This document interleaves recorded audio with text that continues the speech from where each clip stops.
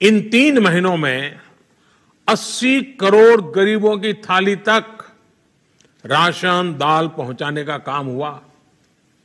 Ration के साथ साथ उन्हें गैस सिलेंडर भी मुफ्त दिए गए। इसी तरह 20 करोड़ गरीब माताओं बहनों के जनधन खातों में 10,000 करोड़ रुपए से अधिक सीधे ट्रांसफर किए गए। गरीब, बुजुर्ग, माताओं बहनों और दिव्यांग साथियों के लिए 1,000 रुपए की सहायता भी सीधे उनके खातों में भेजी। चलिए जानते हैं आज की देश और दुनिया की सिलेक्टेड और काम की और 100 बड़ी खबरों को सिर्फ 10 मिनट में। पर अभी तक आपने इस वीडियो को लाइक नहीं किया है तो लाइक कर दें और चैनल को सब्सक्राइब कर दें। राष्ट्रपति द्रौपदी मुर्मू ने गुजरात विधानसभा में राष्ट्रीय ई-विधान एप्लीकेशन परियोजना का उद्घाटन किया। प्रधानमंत्री नरेंद्र मोदी के वन नेशन वन एप्लीकेशन के विचार पर यह योजना लागू की गई है। इस मौके पर अपने संबोधन में राष्ट्रपति ने कहा कि इस एप्लीकेशन के लॉन्च होने से विधानसभा के कामकाज में आसानी होगी। राष्ट्रपति ने कहा कि विधानसभा के डिजिटल होने के साथ ही ये पर्यावरण के अनुकूल भी है। इस एप्लीकेशन का प्रशिक्षण स्थानीय भाषा में दिया जाएगा, जिससे जनप्रतिनिधियों को सुविधा होगी। राष्ट्रपति द्रौपदी मुर्मू ने आज गुजरात में वर्चुअल माध्यम से दूरदर्शी स्वास्थ्य कार्यक्रम आयुष्मान भव अभियान का उद्घाटन किया। आयुष्मान भव एक व्यापक राष्ट्रव्यापी स्वास्थ्य सेवा पहल है जो हर गांव और शहर तक पहुंचने वाली स्वास्थ्य सेवाओं को सुनिश्चित करती है। आयुष्मान भव का उद्देश्य आयुष्मान कार्ड प्रदान करना, आभा आईडी उपलब्ध कराना और महत्वपूर्ण स्वास्थ्य योजनाओं और रोग की स्थिति जैसे गैर संचारी रोग, तपेदिक और सिकल सेल के बारे में लोगों में जागरूकता बढ़ाना है। देश भर में स्वास्थ्य सेवाओं की पहुंच और समावेशिता को फिर से परिभाषित करने में यह कार्यक्रम बेहद महत्वपूर्ण है। सार्वभौमिक स्वास्थ्य कवरेज और सभी के लिए स्वास्थ्य सेवा सुनिश्चित करने की दिशा में यह महत्वपूर्ण कदम है। उद्घाटन समारोह में केंद्रीय स्वास्थ्य मंत्री डॉक्टर मनसुख मंडाविया, राज्य मंत्री डॉक्टर भारती प्रवीण पवार और प्रोफेसर SPS बघेल सहित अनेक सांसद शामिल हुए। सभी राज्यों और केंद्र शासित प्रदेशों के राज्यपालों, मुख्यमंत्रियों, मंत्रियों और विभिन्न क्षेत्रों के संबद्ध अधिकारियों ने वर्चुअल रूप से इसमें हिस्सा लिया। उद्घाटन कार्यक्रम में जिला मुख्यालयों, ब्लॉक मुख्यालयों और अपने गांव में स्वास्थ्य और कल्याण केंद्रों से बड़ी संख्या में जनप्रतिनिधि, लाभार्थी और प्रतिभागी भी शामिल हुए। केंद्रीय मंत्री डॉक्टर मनसुख मांडविया ने बताया कि आयुष्मान भारत की सफलता को देखते हुए इस पहल को लाया गया है जो स्वास्थ्य सेवाओं में आमूलचूल बदलाव लाएगा। प्रधानमंत्री नरेंद्र मोदी 14 सितंबर को मध्य प्रदेश के बीना में BPCL की बीना रिफाइनरी में डाउनस्ट्रीम पेट्रोकेमिकल कॉम्प्लेक्स और रिफाइनरी विस्तार परियोजना की आधारशिला रखेंगे। BPCL नए भारत की आकांक्षाओं के अनुरूप बीना रिफाइनरी में आधुनिक पेट्रोकेमिकल कॉम्प्लेक्स विकसित कर रहा है। करीब 49,000 करोड़ रुपए के निवेश से बुंदेलखंड के समूचे क्षेत्र में समृद्धि और खुशहाली आएगी।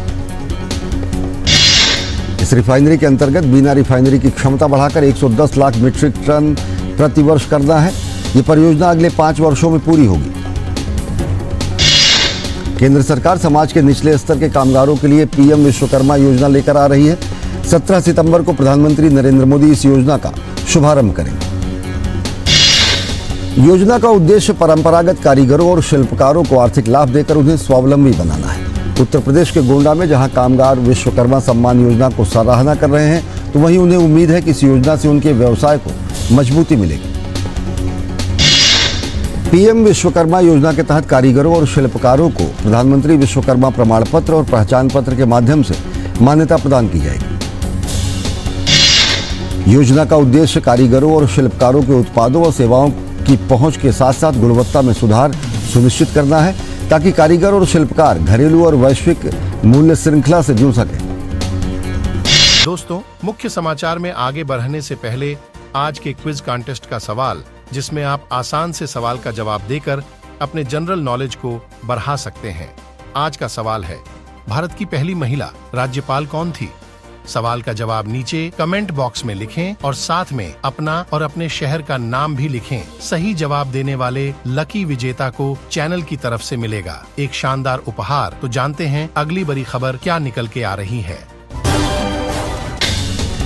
उपराष्ट्रपति जगदीप धनखड़ ने सप्रू हाउस लाइब्रेरी के नवीनीकरण के बाद नई लाइब्रेरी का उद्घाटन किया। सप्रू हाउस लाइब्रेरी दिल्ली की पुरानी सप्रू हाउस लाइब्रेरी में देश की सबसे पुरानी लाइब्रेरीज में से एक है, जिसकी स्थापना 1943 में की गई थी।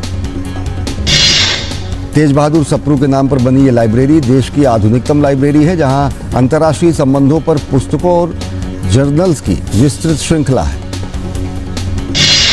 शरद पवार के आवास 6 जनपद पर विपक्षी गठबंधन की कोऑर्डिनेशन कमेटी की बैठक हुई। NCP, Congress, RJD, JDU, CPI, Samajwadi party, national conference, PDP और अनेक पार्टी के नेता इसमें शामिल हुए। केंद्रीय मंत्री अनुराग सिंह ठाकुर ने INDIA गठबंधन की समन्वय समिति की बैठक पर निशाना साधा। उन्होंने कहा कि क्या संविधान किसी की आस्था को चोट पहुंचाने की इजाजत देता है। भाजपा नेता संबित पात्रा ने कहा कि कांग्रेस और उसके नेता सोनिया गांधी और राहुल गांधी लगातार सनातन के अपमान पर चुप क्यों हैं। देश की जनता उनकी आस्था के साथ खिलवाड़ के लिए गांधी परिवार और कांग्रेस को कभी माफ नहीं करेगी। संबित पात्रा ने कहा कि हिंदू धर्म को किस तरह से मिटाना है, ये विपक्ष का काम है, इसलिए कांग्रेस और उसके सहयोगी दल सनातन पर अपशब्दों का प्रयोग कर रहे हैं। उत्तर प्रदेश के मुख्यमंत्री योगी आदित्यनाथ मध्य प्रदेश के 1 दिवसीय दौरे पर हैं। उज्जैन पहुंचकर उन्होंने महाकालेश्वर मंदिर में पूजा अर्चना की।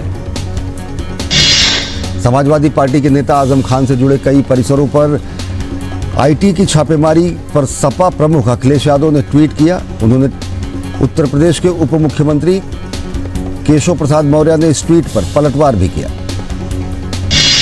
केशव प्रसाद मौर्य ने कहा कि अगर सपा के लोग ही समझते हैं कि विपक्ष के लोग भ्रष्टाचार करेंगे और उनके खिलाफ कार्रवाई नहीं होगी, तो ऐसा नहीं है। केशव प्रसाद मौर्य ने कहा कि अगर सरकार को सूचना मिलेगी तो IT विभाग को छापा मारने का अधिकार है। आगरा में मेरी माटी मेरा देश कार्यक्रम के तहत भारतीय जनता पार्टी महानगर द्वारा केंद्रीय स्वास्थ्य एवं परिवार कल्याण राज्य मंत्री SPS बघेल के नेतृत्व में कलश यात्रा निकाली गई। इन कलशों को दिल्ली ले जाया जाएगा, जहां अमृत वाटिका बनेगी। मेरठ में भी मेरी माटी मेरा देश कार्यक्रम के अंतर्गत राज्यसभा सांसद और भाजपा के राष्ट्रीय उपाध्यक्ष डॉक्टर लक्ष्मीकांत वाजपेयी और क्षेत्रीय मीडिया प्रभारी गजेंद्र शर्मा ने पंच प्रण संकल्प के साथ कलश यात्रा शुरू कर हर घर से मिट्टी और अक्षत संग्रह किए। उत्तर प्रदेश के हापुड़ की धौलाना ग्राम पंचायत में मेरी माटी मेरा देश अभियान के तहत ब्लॉक के विभिन्न ग्रामों में पंच प्रण संकल्प के साथ कलश यात्रा निकाली गई। मेरी माटी मेरा देश अभियान के तहत मथुरा में अमृत कलश यात्रा निकाली गई। कलश यात्रा का मुख्य उद्देश्य हर स्वतंत्रता संग्राम सेनानी और आम जनों के घर से लाई गई मिट्टी को कलश में डालकर दिल्ली पहुंचाना और अमृत वाटिका में इसका शामिल किया जाना है। राष्ट्रीय स्वयंसेवक संघ के 36 अनुषांगिक संगठनों की अखिल भारतीय समन्वय बैठक का आयोजन 14 से 16 सितंबर के बीच महाराष्ट्र के पुणे में होगा। कश्मीर के अनंतनाग जिले के कोकरनाग इलाके में आतंकवादियों के साथ मुठभेड़ में सेना के एक कर्नल सहित 3 अधिकारी शहीद हो गए। कर्नल मनप्रीत सिंह, मेजर आशीष, जम्मू कश्मीर पुलिस के उपाधीक्षक हुमायूं भट्ट गंभीर रूप से घायल हो गए थे, जिनकी बाद में मृत्यु हो गई। आतंकवादियों के खिलाफ यह ऑपरेशन मंगलवार शाम को शुरू हुआ था, लेकिन रात में इसे बंद कर दिया गया था। अधिकारियों ने कहा कि आज सुबह आतंकवादियों की तलाशी जब फिर से शुरू हुई, तब सूचना मिलने पर उन्हें एक ठिकाने पर देखा गया था। जल शक्ति मंत्रालय का जल संसाधन, नदी विकास और गंगा संरक्षण विभाग 14 से 15 सितंबर तक जयपुर में राजस्थान अंतर्राष्ट्रीय केंद्र में बांध सुरक्षा पर एक अंतर्राष्ट्रीय सम्मेलन का आयोजन कर रहा है। उपराष्ट्रपति जगदीप धनखड़ अंतर्राष्ट्रीय सम्मेलन का उद्घाटन करेंगे।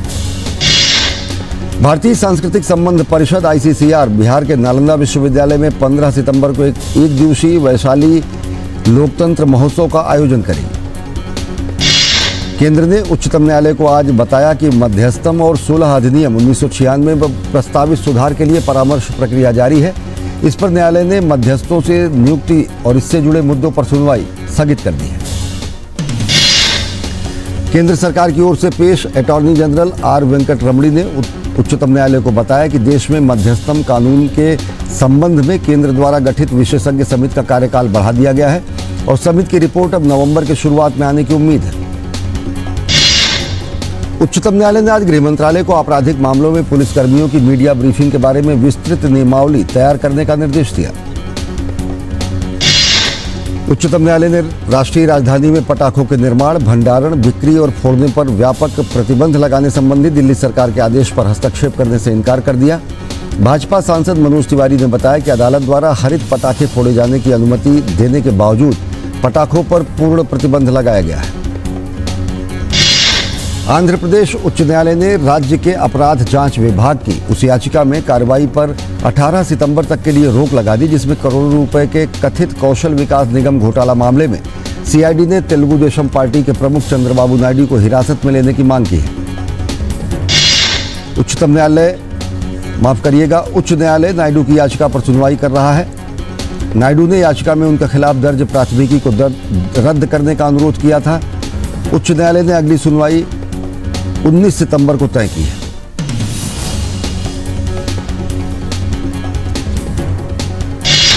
राजस्थान उच्च न्यायालय ने योग गुरु रामदेव को कथित तौर पर धार्मिक भावनाएं आहत करने के संबंध में दर्ज प्राथमिकी के सिलसिले में पूछताछ के लिए 5 अक्टूबर को बाड़मेर के चोहटन थाने में पेश होने का निर्देश दिया है। साथ ही अदालत ने उनकी गिरफ्तारी पर रोक बढ़ा दी है। अदालत ने रामदेव को जांच अधिकारी के बुलाए जाने पर उनके सामने उपस्थित होने का निर्देश दिया है और सरकारी वकील को 16 अक्टूबर को अदालत में केस डायरी पेश करने का निर्देश दिया है।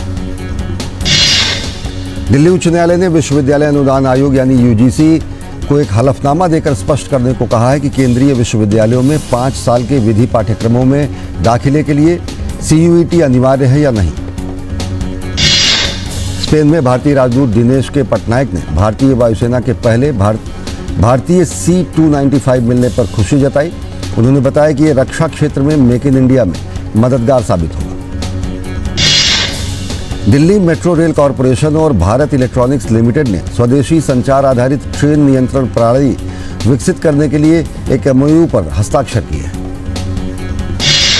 ऑटोमोबाइल कंपोनेंट मैन्युफैक्चरर्स एसोसिएशन द्वारा इंडिया के 63वें वार्षिक सत्र को संबोधित करते हुए केंद्रीय मंत्री पीयूष गोयल ने कहा कि आने वाले दिनों में भारत इस क्षेत्र में अपनी जरूरतों को पूरा करने के साथ ही दूसरे देशों को निर्यात भी करेगा।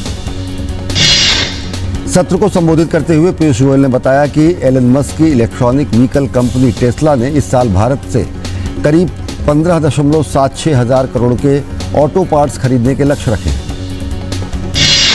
देश में संगठित क्षेत्र में वित्त वर्ष 2019-2020 से 2022-2023 के दौरान करीब 5.2 करोड़ नए रोजगार सृजित हुए हैं। EPFO, NPS और ESIC के आंकड़ों के विश्लेषण के आधार पर SBI रिसर्च की रिपोर्ट में ये जानकारी दी गई। सार्वजनिक क्षेत्र के बैंक ऑफ इंडिया ने NSE के इलेक्ट्रॉनिक प्लेटफॉर्म के Tier 2 बॉन्ड के माध्यम से 2000 करोड़ रुपए की पूंजी जुटाई है। बैंक ने जारी अपने बयान में कहा कि उसने 7.88% प्रतिवर्ष की दर से ये पूंजी जुटाई है। RBI ने आज एक आदेश में कहा कि अगर लोन चुका देने के बाद बैंक, NBFC या हाउसिंग फाइनेंस कंपनियां संपत्ति के डॉक्यूमेंट को वापस देने में देरी करती हैं तो उन्हें ग्राहकों को हर्जाना देना पड़ेगा। सरकार ने बुधवार को साइप्रस की बेरहायंदा लिमिटेड के सुवेन फार्मास्यूटिकल्स में 9,589 करोड़ रुपए के प्रत्यक्ष विदेशी निवेश को मंजूरी दी। प्रस्ताव का आकलन सेबी, RBI, भारतीय प्रतिस्पर्धा आयोग सहित अन्य संबंधित एजेंसियां कर चुकी हैं। वैश्विक स्तर पर कच्चे तेल की कीमतों में तेजी के बावजूद घरेलू स्तर पर पेट्रोल और डीजल के दाम स्थिर रहे। दिल्ली में पेट्रोल 96 रुपए 72 पैसे प्रति लीटर रहा, वहीं डीजल 89 रुपए 62 पैसे प्रति लीटर रहा। वैश्विक बाजार में नकारात्मक रुझानों के बावजूद शेयर बाजार में आज तेजी देखने को मिली। सेंसेक्स 246 अंकों की बढ़त के साथ 67,466.99 अंक पर बंद हुआ। निफ्टी में भी 76.8 अंक की तेजी देखी गई। ये 20,070 के अंक पर बंद हुआ। एप्पल ने लंबे इंतजार के बाद आईफोन 15 सीरीज को लॉन्च कर दिया है। इस सीरीज की प्री बुकिंग 15 सितंबर से शुरू हो जाएगी। डीपी वर्ल्ड ने महाराष्ट्र के भिवंडी में 3.80 लाख वर्ग फुट गोदाम की शुरुआत की है। डीपी वर्ल्ड के मुताबिक ये भंडार गृह सितंबर से शुरू हो जाएगा, जो कृषि, फार्मास्यूटिकल्स, इलेक्ट्रिक वाहन और रसायन के क्षेत्र की जरूरतों को पूरा करेगा। 17 सितंबर को एशिया कप के फाइनल में भारत के सामने दूसरी टीम कौन होगी, इस बात का फैसला श्रीलंका और पाकिस्तान के बीच गुरुवार को होने वाले मुकाबले से होगा। दोनों टीमों के बीच ये मुकाबला कोलंबो के प्रेमदासा स्टेडियम में खेला जाएगा। श्रीलंका और पाकिस्तान दोनों ने सुपर 4 में 2-2 मैच खेले हैं और जिसमें दोनों को एक में जीत और एक में हार मिली है। रन रेट के मामले में श्रीलंका पाकिस्तान से ऊपर है। आईसीसी की ताज़ा जारी बल्लेबाजी वर्ल्ड रैंकिंग में भारत के 3 बल्लेबाज शीर्ष 10 में शामिल हुए हैं। जनवरी 2019 के बाद ये पहला मौका है जब भारत के 3 बल्लेबाज टॉप 10 में शामिल हुए हैं। सलामी बल्लेबाज शुभमन गिल ने अपने करियर की सर्वश्रेष्ठ दूसरी रैंकिंग हासिल की है। वे मौजूदा सूची में भारत के सर्वोच्च रैंकिंग वाले बल्लेबाज हैं।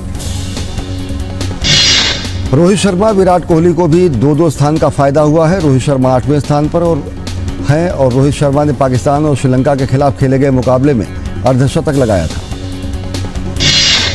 विराट कोहली 9वें स्थान पर है। कोहली ने पाकिस्तान के खिलाफ 122 रन की नाबाद शतकीय पारी खेली है।